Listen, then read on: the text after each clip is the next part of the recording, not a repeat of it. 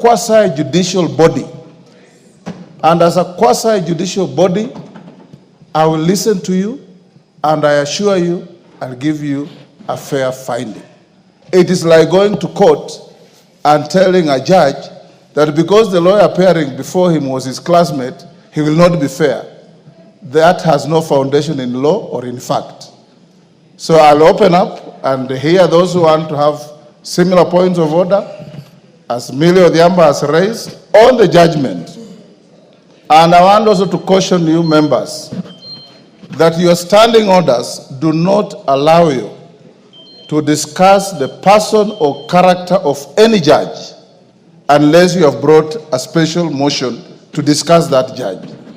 You can analyze the judgment, you can agree with it, you can disagree with it, you can qualify it, you can do whatever you want.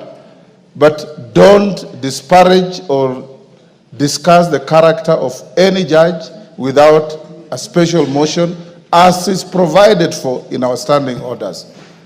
Honorable Millie Odhiambo, that is my direction. Thank you.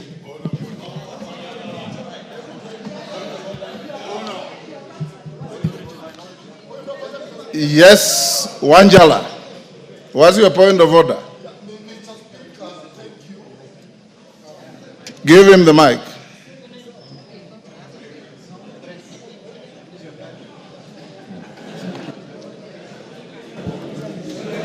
Thank you, Mr. Speaker. Thank you for the first clarification, which we have humbly understood and agreed with. But, Mr. Speaker, you have left out the second issue about the majority leader in the House. Order, Angela. That is exactly the issue that Millie raised. That she has written to the Speaker. Yes, I've received the letter. I'll analyze it. I have given you an opportunity to speak to her point of order or any other point of order. Yes. Yes, Junet Mohammed. Mr. Speaker, first I want to say today that I am privileged to speak from the seat of the majority leader. Mr. Speaker. Because, Mr. Speaker, even when I sat on the seat, it is very warm, Mr. Speaker, unlike mine, which was very cold, Mr. Speaker. I didn't know the seats of Parliament have different warmth, Mr. Speaker.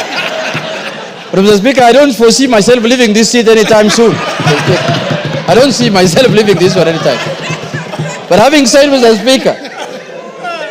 Speaker, as you are aware and as you have alluded to, Mr. Speaker, there is a court ruling. A ruling of court consisting of 3-judge bench, Mr. Speaker. Mr. Speaker, a court ruling has only got 2 decisions, Mr. Speaker. There is no third way about it. One is to obey it, and secondly, if you have any avenue of appeal, you exercise that right of appeal, Mr. Speaker. There is no third way about it, Mr. Speaker. And the court ruling, what we went as Azimio after the election, after your decision here, Mr. Speaker, what took us to court was for the court to interpret for us the constitutionality of your decision on who's the majority party and who's the minority party in this House, Mr. Speaker. And the issue of the Speaker came in as obiter, Mr. Speaker. But what took us to court, we wanted to know, because when we arrived here after the election, we arrived here knowing very well that we are the majority party, Mr. Speaker. And we are the numbers. But midway, we ended up losing numbers through your ruling, Mr. Speaker. And that is what took us to court, to ascertain whether we are the majority and whether we are the minority. And luckily, the court has made its ruling, albeit late, Mr. Speaker. We expected this ruling much earlier than this time, Mr. Speaker. But it is better late than never. The decision arrived, and the decision has said that the Azimio party is the majority party in Parliament, Mr. Speaker. And I so happen to be the minority leader as of now, Mr. Speaker. So today afternoon, I just switched seats and I took over the role of majority leader, Mr. Speaker. And I am capable of doing that work, Mr. Speaker. I have the capacity, I have the qualifications, I have the capabilities, I have the numbers in the House, Mr. Speaker, to lead, Mr. Speaker. I have everything what it takes, Mr. Speaker, to be the majority leader of this House, Mr. Speaker.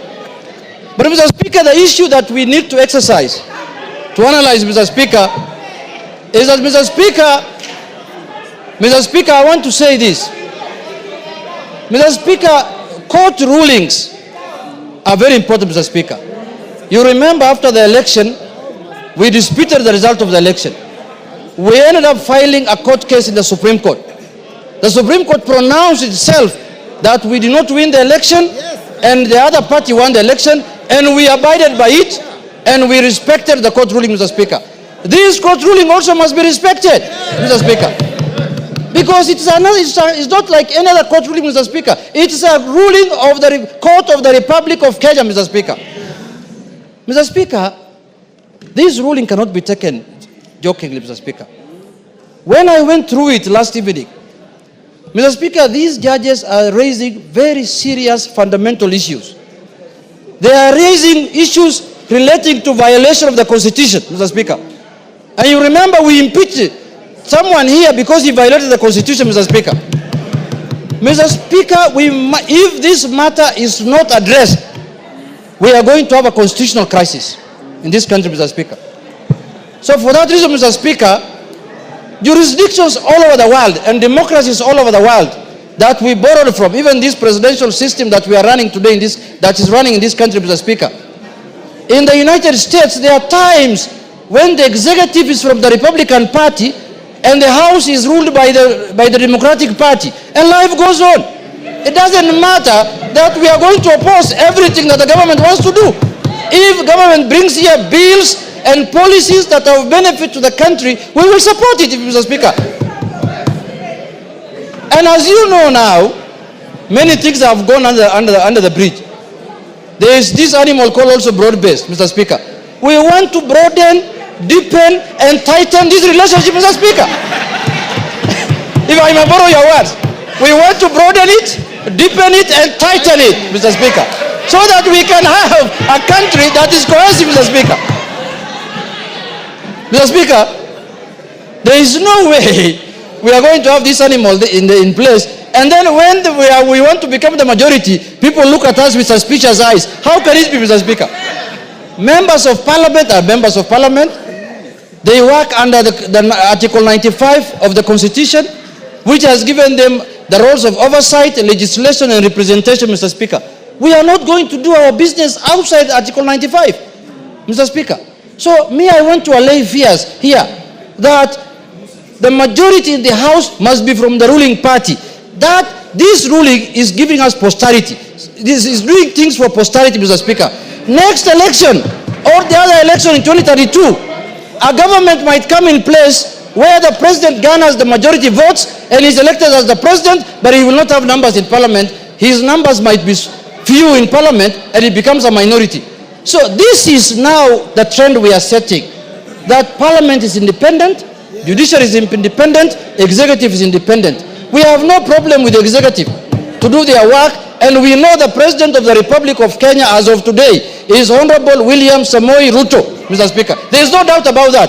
So there should be no ambiguity and doubt that the majority leader in the National Assembly is Honorable Junet, the Member of Parliament for Sunai, Mr. Speaker. Mr. Speaker. And I am going to serve the country diligently, Mr. Speaker, without any fear and favor, Mr. Speaker.